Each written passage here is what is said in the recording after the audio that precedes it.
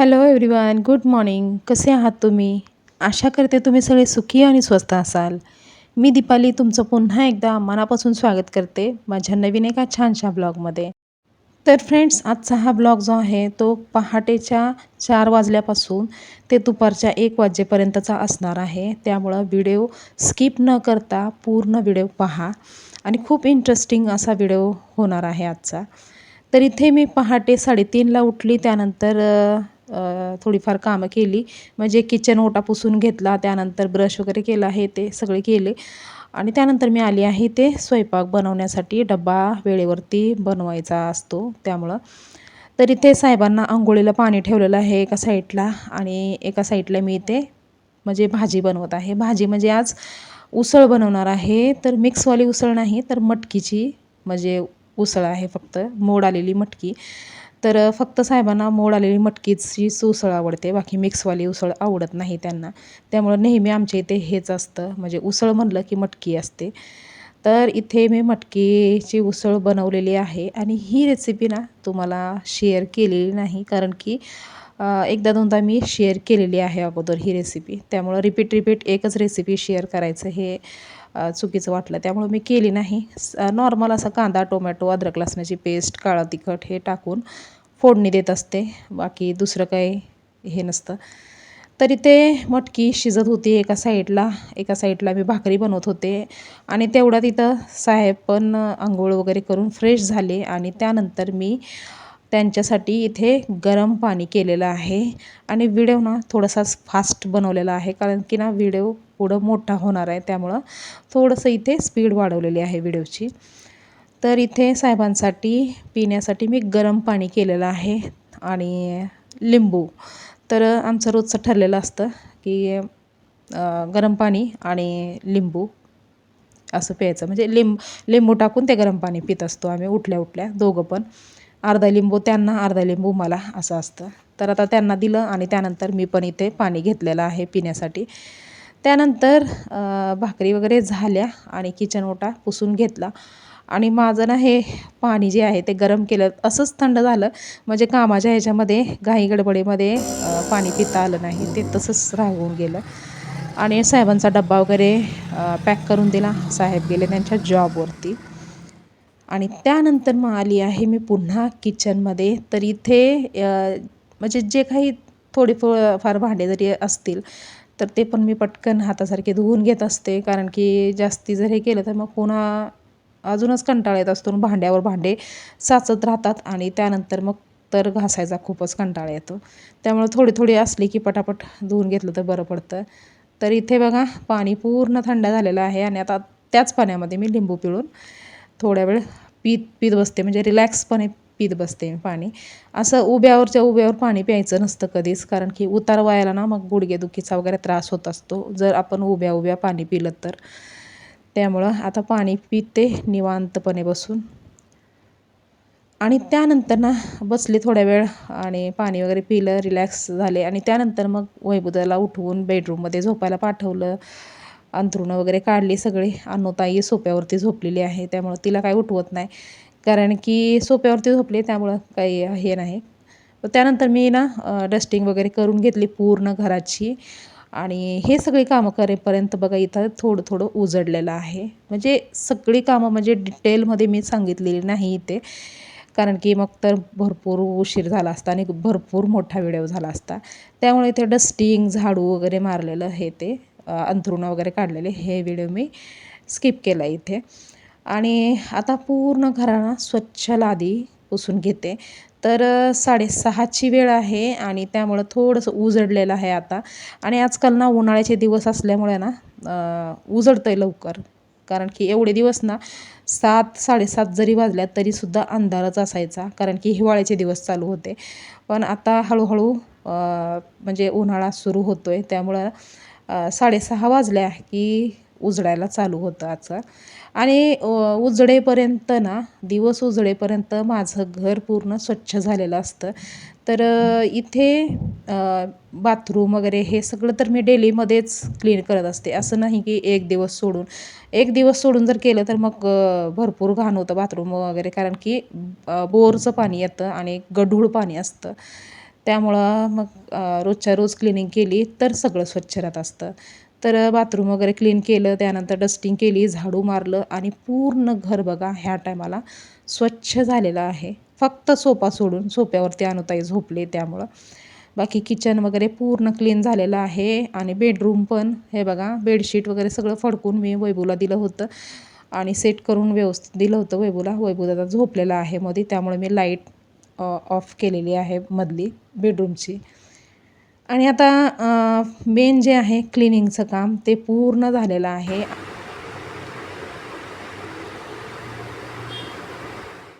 आणि साफसफाईची कामं पूर्ण झाल्याच्या नंतर राहिलं काम अंघोळीचं.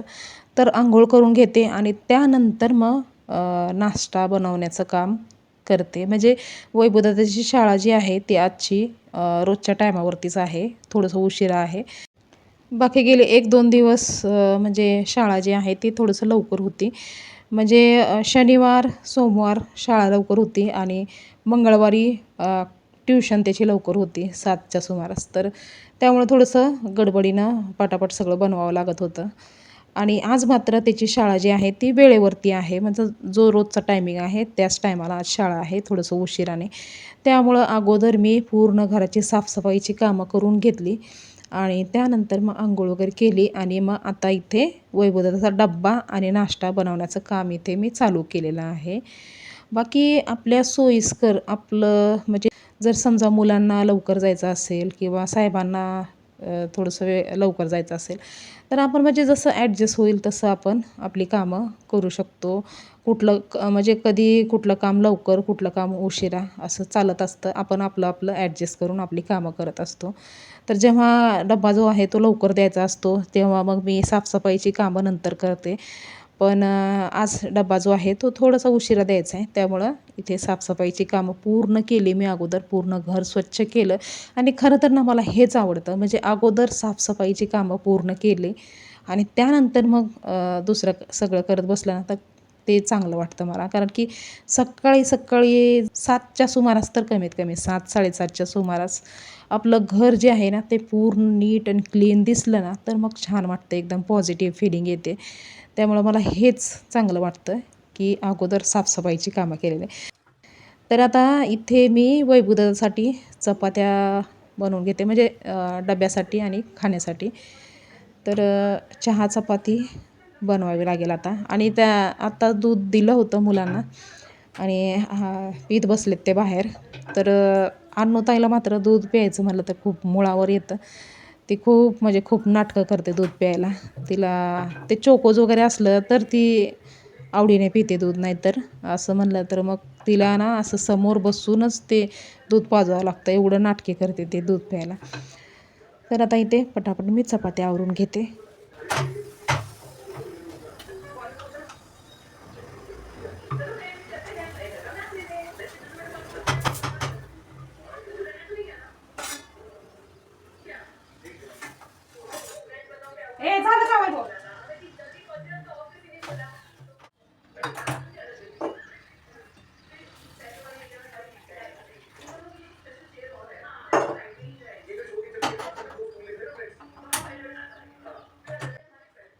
तर आता इथे चपात्या बनवून झालेल्या आहेत आणि फक्त 2 चपात्या बनवायच्या राहिल्या होत्या. तर मी त्या ना मुद्दाम बनवायच्या ठेवलेल्या आहेत, कारण की अन्नूताईला मी सांगणार आहे 2 चपात्या बनवायला. कधी कधी असं मधून असं ना मी चपात्या किंवा भाकरी तिला बनवायला सांगत असते, जेणेकरून म्हणजे एकदम येणार नाही असं पण नाही आणि एकदम कामाचा लोड पण तिच्यावरती नाही देत.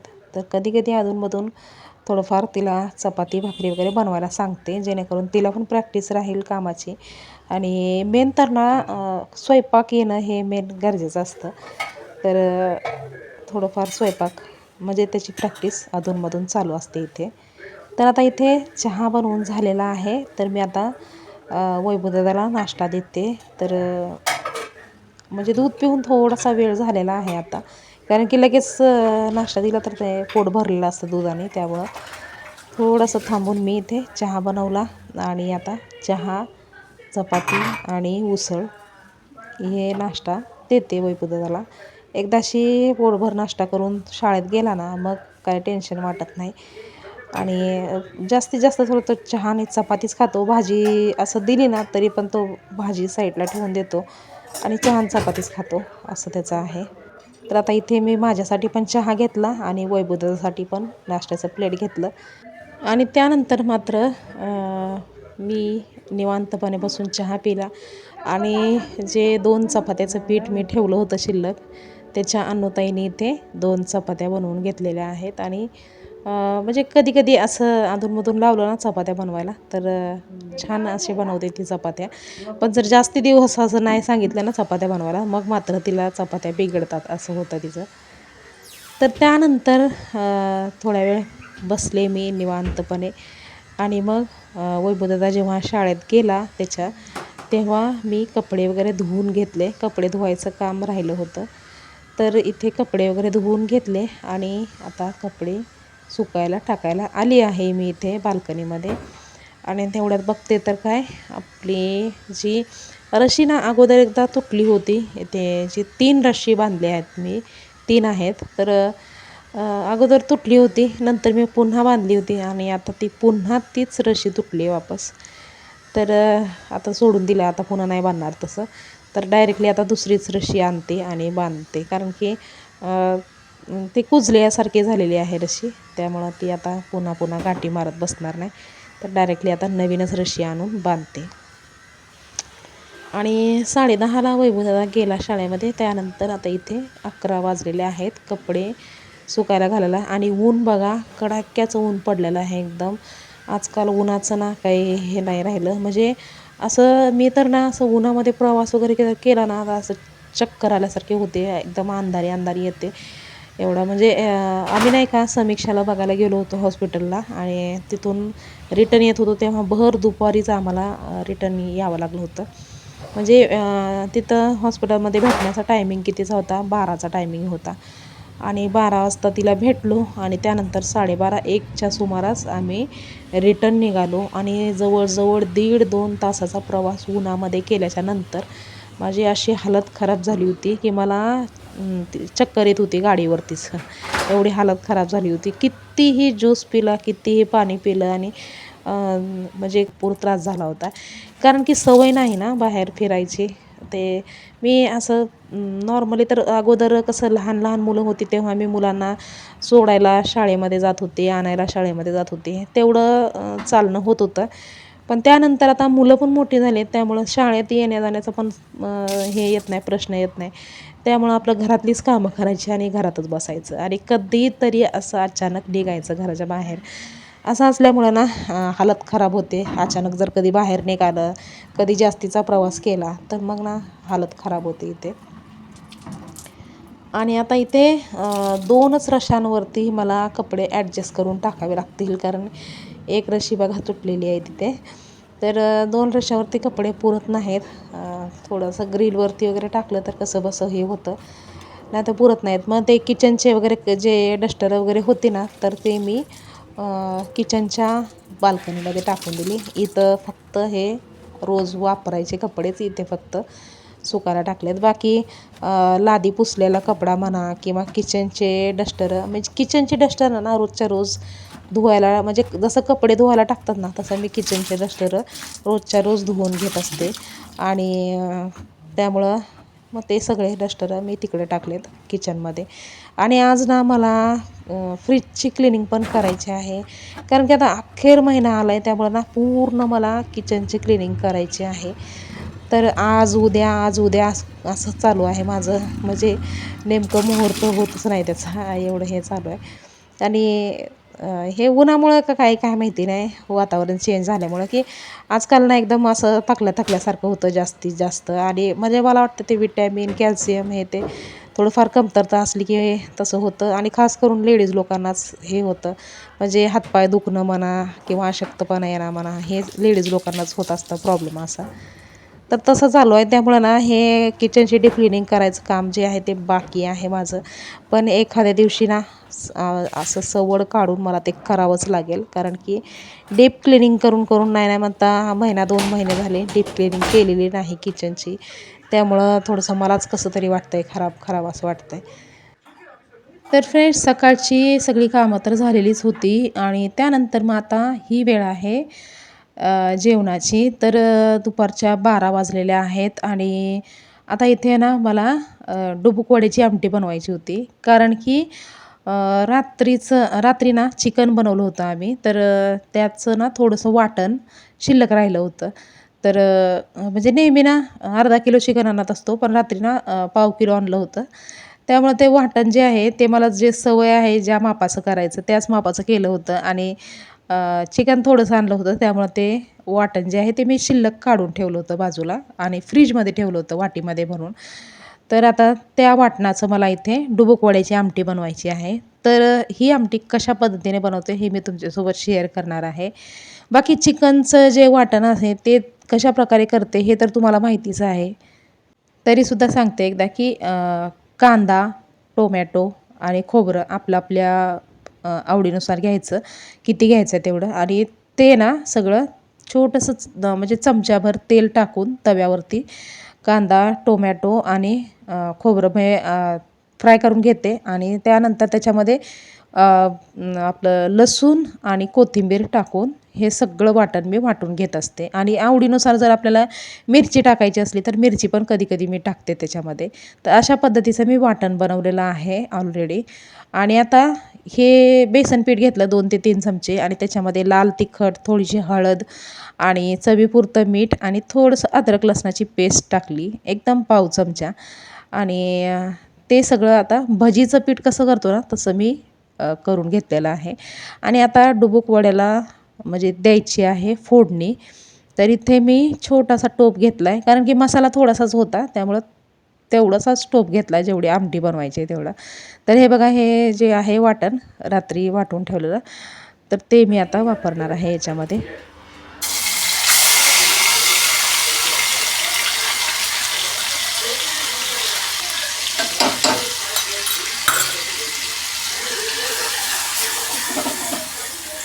तर आता हे जे वाटण आहे ह्याला हलकंसं फ्राय करून घेतलं. ऑलरेडी तर हे सगळं तेलामध्ये फ्राय केलेलंच असतं. खोबरं, कांदा, टोमॅटो हे सगळं फ्राय करून त्यानंतरच मी वाटून घेत असते.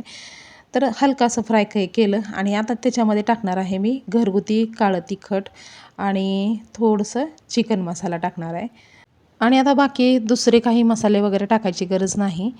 तर फक्त आता हे सगळं व्यवस्थित असं फ्राय झाल्याच्या नंतर याच्यामध्ये ॲड करायचं आहे पाणी आणि पाणी ना जेवढं आपल्याला पाहिजे त्याच्यापेक्षा थोडंसं जास्ती ॲड करायचं कारण की ते वडे शिजण्यासाठी पण पाणी थोडंसं आटतं ना.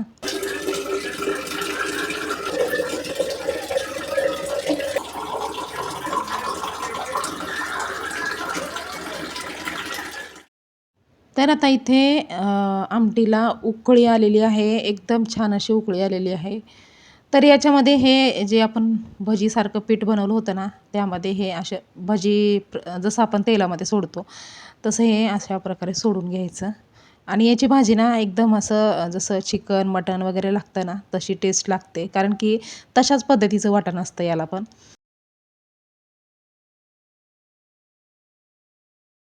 त्यामुळं कधी जर बाय चान्स आपल्याला चिकन, मटण वगैरे खावंसं वाटलं, त्या टायमाला तुम्ही अशा प्रकारची ही डुबुक वड्याची आमटी बनवू शकता. खूप टेस्टी लागते. तर फ्रेंड्स आता हा व्हिडिओ जो आहे ना, तो मी इथेच थांबवते. कारण की भरपूर लांब व्हिडिओ झालेला आहे. त्यामुळे हा व्हिडिओ मी इथेच थांबवते.